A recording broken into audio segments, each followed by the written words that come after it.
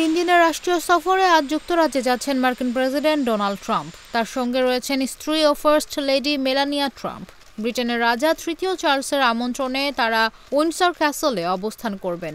এ সফরকে ঘিরে দেশটিতে নেওয়া হয়েছে কড়া নিরাপত্তা ব্যবস্থা।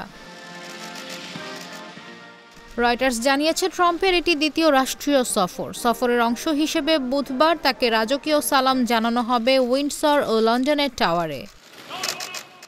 পরে রানী দ্বিতীয় এলিজাবেথের সমাধিতে শ্রদ্ধা জানাবেন ট্রাম্প। একই দিনে অনুষ্ঠিত হবে যুক্তরাজ্য ও যুক্তরাষ্ট্রের যৌথ সামরিক ফ্লাইপাস্ট।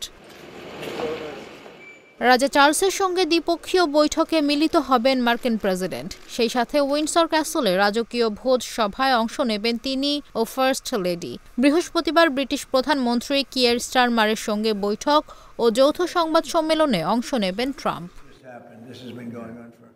এদিকে মেলানিয়া ট্রাম্প সফরের অংশ হিসেবে রয়্যাল লাইব্রেরি, কুইন মেরির ডলস হাউস এবং স্কাউট অ্যাসোসিয়েশনের কার্যক্রম পরিদর্শন করবেন। সফরে ট্রাম্পের নিরাপত্তায় যুক্তরাষ্ট্র থেকে আনা হচ্ছে প্রেসিডেন্সিয়াল মোটরকেড দ্য বিস্ট। ধারণা করা হচ্ছে 2019 সালের মতো এবারও নিরাপত্তায় থাকবে হাজারো সদস্য।